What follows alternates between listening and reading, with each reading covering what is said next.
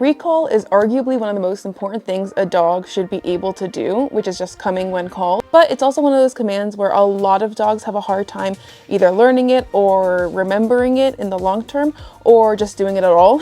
So in this video, I'm gonna go over some of the most common reasons why your dog's recall isn't as great as it should be. Then I'm gonna go over a very comprehensive step-by-step training plan that you can follow just as it is, even for dogs that already have some sort of foundation, but also for dogs that are just starting out. So the first reason why a lot of dogs' recall isn't that great, and the reason I see a lot with most of my clients, is that the reward you're using for the recall is not good enough. And by good enough, it means a few different things. So the first of all, and the most obvious one, is that your dog doesn't like the reward enough. So for example, with Mochi, my favorite thing to use is like this peanut butter tube. I'll show you in this video. And that's something that he loves. So I always use it for recall training. But the part two to this of the good enough treat thing is that it also has to be very rare and kind of a special occasion. So I only use the said peanut butter tube thing as a treat for Mochi for recall, and sometimes for some kind of more like difficult command in a high distraction environment. But it's not something he gets for just sitting when we're in the living room or just like normal obedience training that we do day to day. And so it's something that's rare, and so therefore it becomes again more high value in his mind. So it's something that we use for tricks that are harder for dogs to learn and retain, such as recall. And again, what I always tell kind of my clients to kind of imagine a high value reward is kind of like with a person. If you eat chocolate every single day, even if you love chocolate, you might get sick of it. So it's something that you want to save for like very special occasions and for very high value rewards, again, as I say. Hey Mo. The second reason your dog might not be coming when called is that your tone and demeanor is not engaging / fun enough. Now again, that sounds kind of silly, but it's very true. A lot, again, with my clients I see is a lot of people just say, Mochi, come, and expect that to work. You have to really, use a very engaging demeanor, attitude, and a high-pitched voice, probably a louder voice than usual, and make it so that your dog has something that he's excited to come back towards you for. And again, I'll also go over some games, like recall games, to kind of gamify the training in the second part of this video, to again make it more engaging, more exciting, more fun for your dog. Good boy. What a good boy. A third reason I see a lot of dogs' recall is not that great is because the owner / training is moving too fast for their progress / you didn't break up the training in small enough steps. And again, I will go over these steps in the second part. But for example, a lot of people don't perfect their recall inside, which is a very low distraction environment, before moving it outside, or you'll practice a lot of recall inside, for example, and perfect it there, but then straight away move somewhere like a public park and expect the recall to translate directly. You really have to go in very, very small steps. But again, I'll go over those steps in the second part of this video, so don't worry. The fourth reason I see recall not being great for a lot of dogs is that it just isn't enough practice and reps. And this comes in kind of two forms. So the first part is like, yeah, you just don't do it enough times.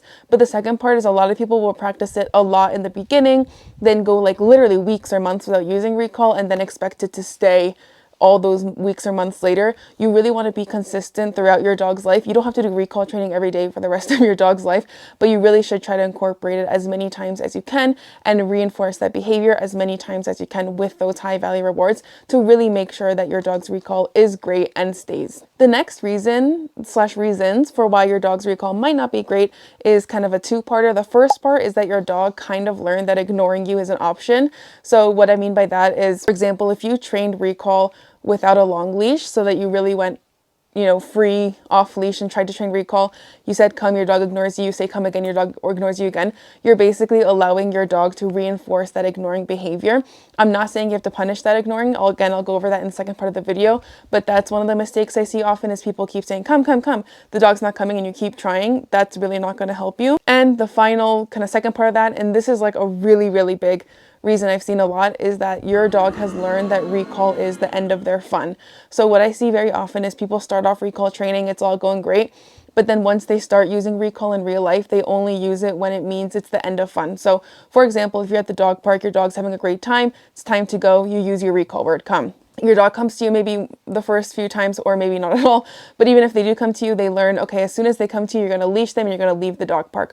Or for example, if you go for a great hike, they're off leash the whole time, you never use your recall word in those throughout the hike, but then at the end you use it they come back to you, you leash them, you take them into the car to go home, they're going to start associating the recall word with the end of their freedom, the end of their fun, and that's obviously not going to be a great way to positively reinforce that recall word. So that's again one of the reasons why the recall might not be that great. Those are kind of the reasons I see the most often, but the good news is fixing recall is possible. And before I go over kind of the training plan, I do want to say, if your dog's recall is so bad, like you really think this is not good and it's kind of hopeless, definitely try changing the recall word and start fresh. So for example, if you've been using come, your dog's really not good at recall, your dog has really, like I said, learned that ignoring is a fine option for this, just change the word to, for example, something like here, and start the training from scratch again in these steps that I'm about to outline. And by the way, even if your dog's recall isn't that bad enough to change the word or anything, or isn't that quote unquote terrible, you could still follow these steps to really enforce the recall and, you know, really make it great. But if you think you don't need the first 1 or 2 steps that I'm about to say, feel free to skip to the third one. So what you'll need to really get a great recall and fix a recall is 1, a long leash, and 2, a really high value reward. So the long leash you'll see in the video. For the high value reward, like I said earlier, for Mochi, I've learned through experience that he really loves this tubed peanut butter thing that I found.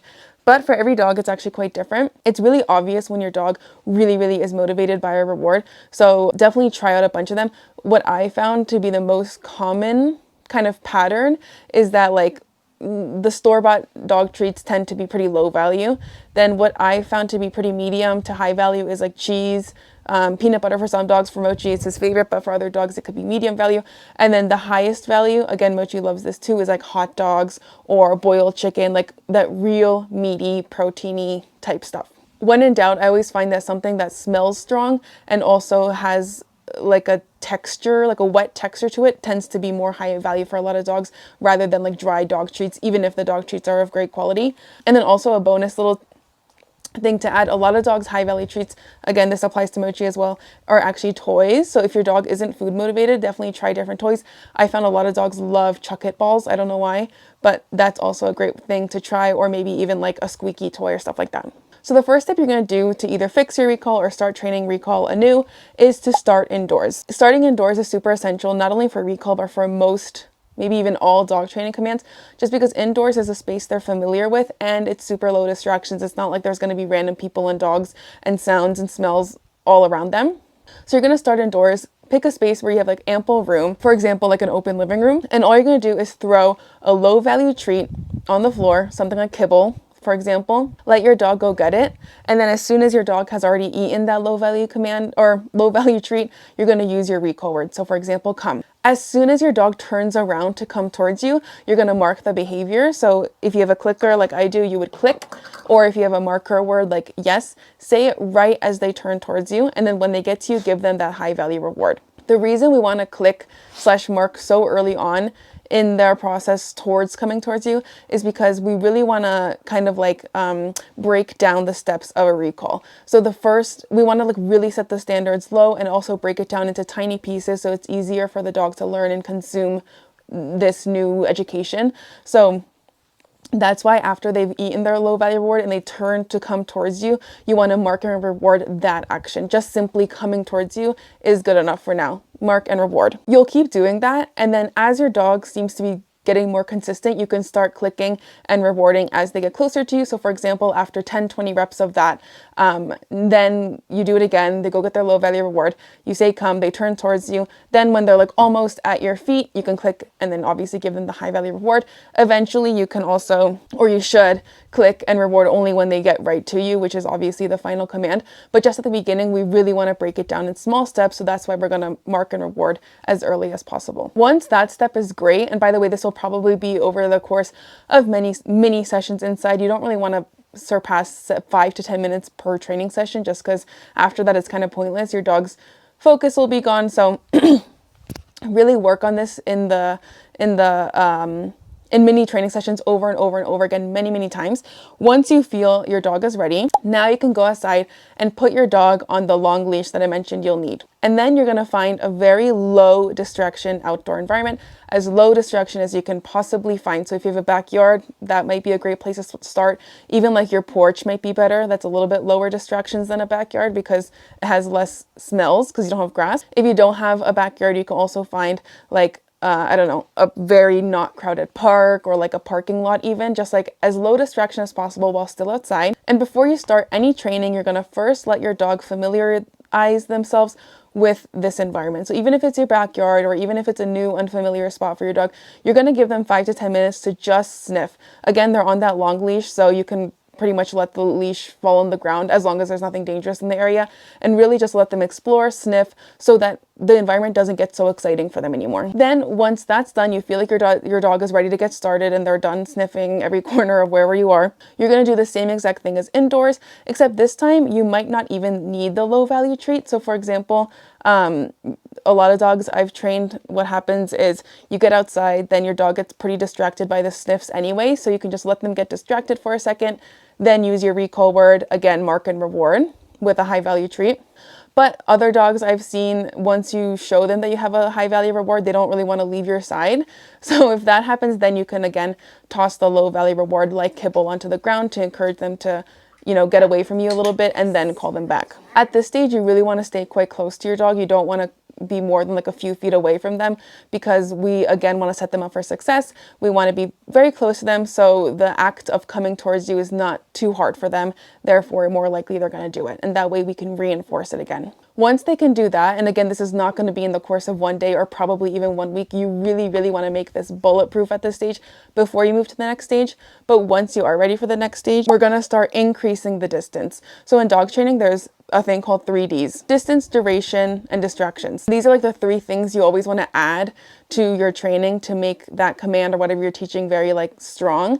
So in this case, we're going to first add distance. You want to add 1 at a time. So right now it's going to be distance. So you're going to start like either throwing the low value tree further away if that's what you're doing, or when your dog is distracted, you're going to walk even further away before you call their name / use their recall word. And also at this stage, we can start incorporating the game. So like I said earlier, a reason why recall doesn't stick for a lot of dogs is because it's kind of boring. So what we're going to do here is also add in a little bit of a game and also really kind of hone in on their chasing instinct to make it more fun for them. So now at this stage, when you create a little bit more distance, right after you say come or whatever their recall word is and they see you, you're going to start running in the opposite direction. This is a thing that works with like 99.9% of dogs, but as soon as you start running in the opposite direction, your dog will chase you. Once they reach you, you're going to mark and reward with that high value treat. You can also play this game of like running away when you say come with multiple people. So for example, if your dog has 2 owners, like you and your partner, you can do a thing where you and your partner can stand a few feet away.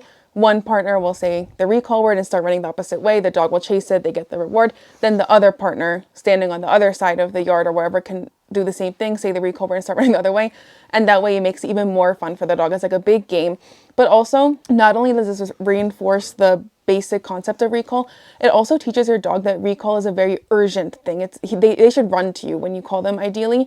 And by making it a game, it makes it more likely for them to do it. And again, gives you a chance to positively reinforce that behavior of sprinting to you when you call them. And again, it's just very fun for them. Right, Chica?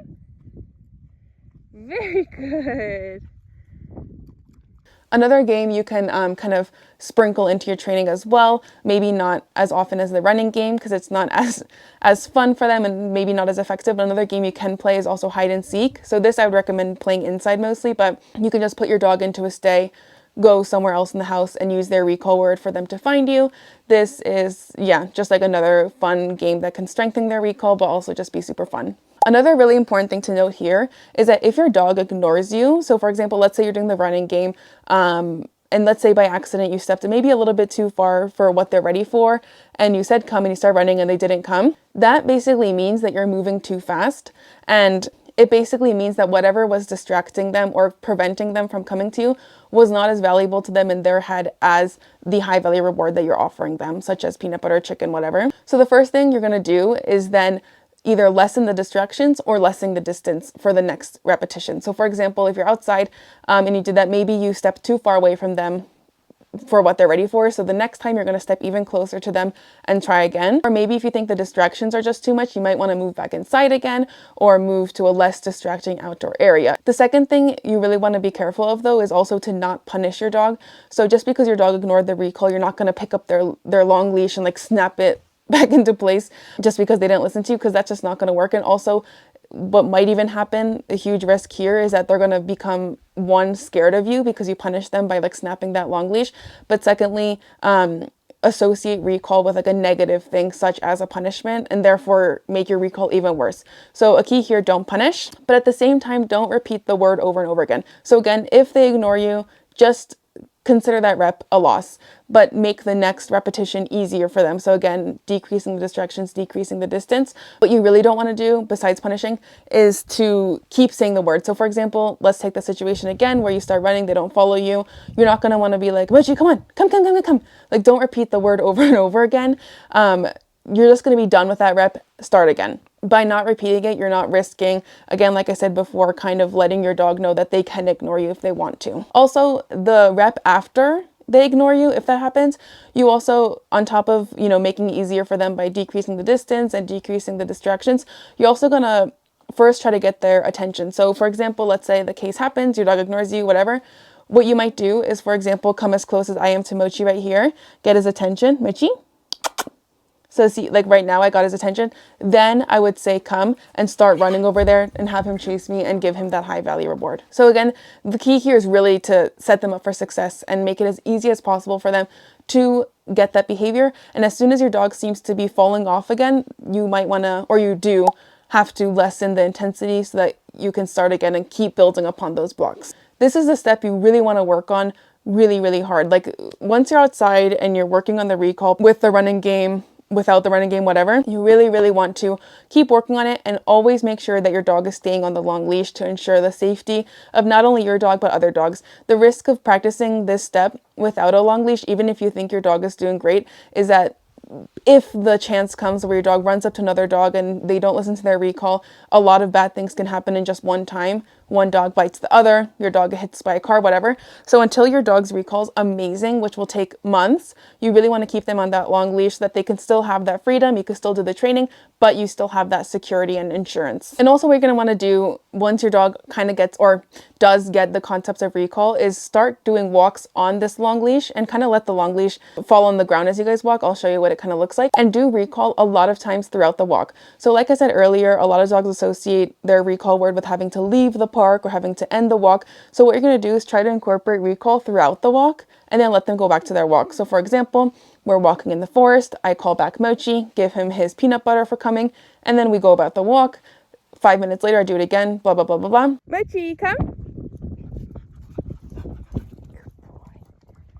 Good boy. Okay, free. Mochi, come. Yeah.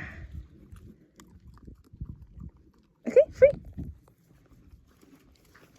And then at the beginning of training, what I'm not going to do actually is use the recall word before we have to leave the walk or leave the park. Because again, at the beginning, I really only want to associate with positive emotions. So if you go to the dog park, for example, when it's time to leave, if possible, just go up to your dog, leash them without a word and leave the park. Don't use the recall word. And one other really important thing to note here is to not use the recall word when you have a doubt that your dog's actually going to listen. So again, let's say you're going on a walk and you want to practice your recall, but your dog sees something super exciting like a deer in the distance. You're not going to want to use that opportunity to practice recall because your dog isn't ready yet in most cases. Of course, if you've been working on this for weeks and months and you think this is a situation where your dog could actually listen and you can reinforce it with lots of high value rewards, go for it. But if you even have like a 5% doubt that your dog's going to listen to it, don't do it. Because this is, again, the situation where we don't want to put your dog in a position where he can learn that he can ignore the recall. And therefore, we're only going to want to do recall when we're training, when we're pretty sure they're going to listen, so that there's more opportunities for us to reinforce. That way, we'll sooner get to the result where you can start using recall in high distraction environments. But during training, we really want to set them up for success, because the more times they do it successfully, the more times we can reinforce it and strengthen the word. Now, once that's amazing, and this is again going to take many sessions, many walks over the course of weeks to months, then you can start practicing in distracting, but also very controlled environments. My favorite example to use is outside the dog park. I'm actually doing this with one of my 6-month-old golden retriever clients in 2 weeks from now. But basically a great way to start strengthening the recall once you have all that foundation laid out is to go somewhere like outside of a dog park, not too close to one, but close enough so your dog can see the dogs playing in the dog park, and start practicing there. Again, if your dog isn't listening to recall amazingly without distractions, you're not ready for this step. But if you are ready for this step, you would go somewhere where you can see distractions in the very, very far distance, but still see them, and then start doing recall there. And again, you're going to want to set them up for success in this situation. So you're not going to stand 10 feet from them and call them from there because you just added some really intense distractions. You're going to want to start again as close as me and Mochi, maybe a little bit further, and really set them up for success again. And again, in this situation, you would start slowly building up the distractions over each training session. So if the dog park is 20 feet away from me today, tomorrow we're going to work from 19.5 feet away from the dog park, etc., etc. And like I said earlier, the 3 Ds of dog training, like distance, duration, and distractions. With recall, we're really focusing on distance and distractions in the long term. But when we're building up during the training, so for example, adding distractions like the dog park or adding distance, like standing further away from my dog, you really want to make sure you're only working on one thing at a time. So for example, if my dog is doing amazing when I'm standing close to him and when there's no distractions, the next time I'm not going to want to add distance and add a distraction. We really want to focus on one thing at a time and build up on one. And when we're building up on one of the Ds, we might have to sacrifice on the other D. So for example, when we're adding the dog park as a distraction in the distance, I'm going to want to probably stand closer to my dog because we really, again, as I keep saying, want to set up our dog for success. And when we add one distraction or distance, the other one might have to be temporarily eased to make it easier for the dog to be able to learn that in all situations they have to listen to recall. And like I keep saying, this will take weeks, more likely months, to get a really reliable recall. With Mochi, we worked on it pretty much his entire puppyhood, and we never let him off leash until he was ready. He was always on that long leash, which again gives all the same freedoms as being off leash, so don't think of it as like a bad thing. But because we were so patient and so hard working with his recall, now he has amazing recall and we really don't have to worry about it because we practice it. But my point I'm trying to make is that it's a really long-term training kind of thing. It's not going to happen in the course of a week or two, like some tricks can be taught. However, once you work on it really, really hard and you set them up again for success and really, really ensure that your dog truly, truly understands what recall is and how urgent it truly is, then you'll be able to enjoy those freedoms for longer and also with more safety and fun for everyone. Before I end this video, I just want to say no dog, as I keep saying, should be let off leash without a really perfect recall. And until they have that, just keep them on a long leash or just go to, areas where they can't bother other dogs and humans, unless of course you go to the dog park or something. That's obviously allowed to go to, even if your dog doesn't have perfect recall. But just always be aware that just because you think it's fine that your okay recall dog goes off leash, you don't know what kind of dogs and people are out there. They really may not want a random dog running up to them, even if your dog is super friendly. In the case of Mochi, he would not be very nice to an off-leash dog that ran up to him if they were a boy, just because of his past trauma. So just always keep in mind that unless your dog has a perfect recall, really keep them on a leash, even if it is a flexi leash or a long leash or something like that, so they can still enjoy the outside. Comment down below if your dog's recall is up to your standards or what training exercises you found to be the most useful. And don't forget to like and subscribe for more dog training content. Bye. Say bye, Mikey.